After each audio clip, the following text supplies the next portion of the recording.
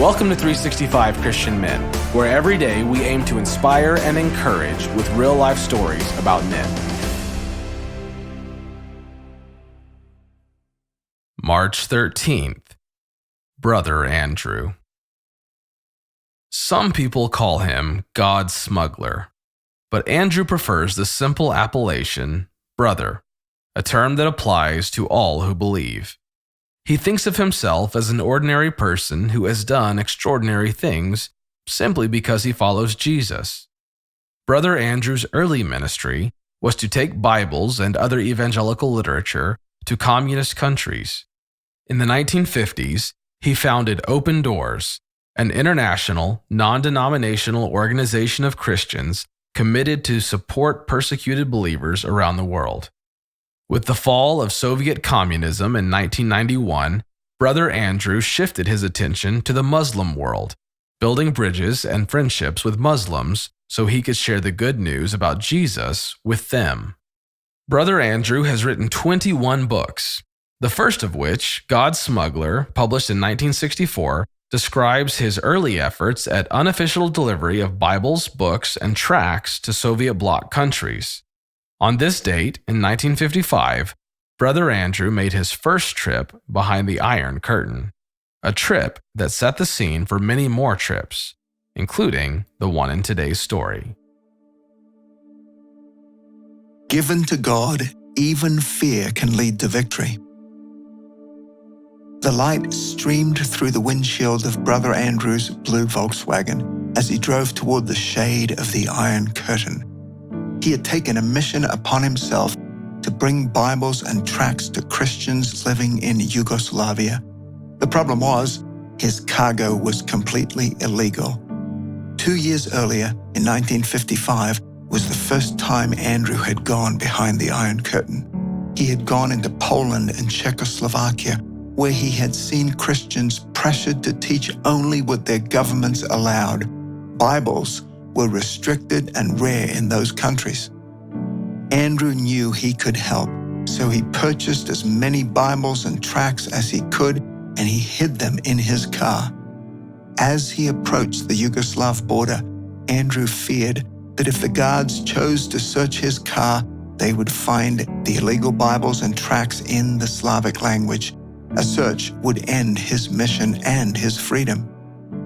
So Andrew prayed, "Lord, in my luggage I have scriptures that I want to take to your children across this border.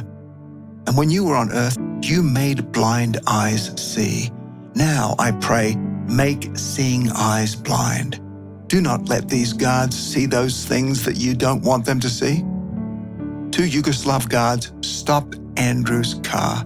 They seemed happy to see him, as Andrew was likely the first person to attempt a border crossing that day. Speaking in German, a language that Andrew and the guards could understand, he declared the legal items he was bringing. One of the guards inspected the car. If they looked too closely, Andrew would be arrested. While he had contacts behind the Iron Curtain, right now he was alone and no one was there to help him. A former military man himself, Andrew knew how to fight, but he was unarmed and outnumbered. He knew he had to rely on God. The guard opened Andrew's suitcase and began to sort through its contents. The illegal Christian tracts lay there in full view. Andrew kept chatting with the other guard and hoped that God would take care of the rest. Miraculously, the inspecting guard didn't even notice the tracts. The guard finished the inspection without finding anything suspicious, and Andrew was free to go. He successfully crossed the border and continued his mission to help his fellow Christians. Psalm 46, 1-3 says, "God is our refuge and strength, a very present help in trouble. Therefore, we will not fear, though the earth gives way, though the mountains be moved into the heart of the sea, though its waters roar and foam, though the mountains tremble at its swelling." Perhaps the guards weren't paying attention. Perhaps they were sympathetic to Andrew's cause, or perhaps the cargo had truly disappeared before their very eyes. But Andrew knew one thing. He knew God had delivered him that day. Where is fear robbing you of an opportunity? Given to God, even fear can lead to victory.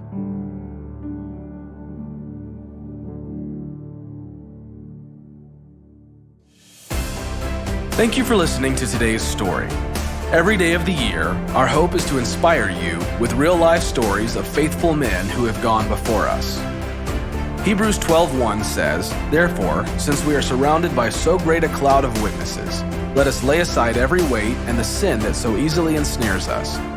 Let us run with endurance the race that is set before us." Join us tomorrow for another story at 365christianmen.com.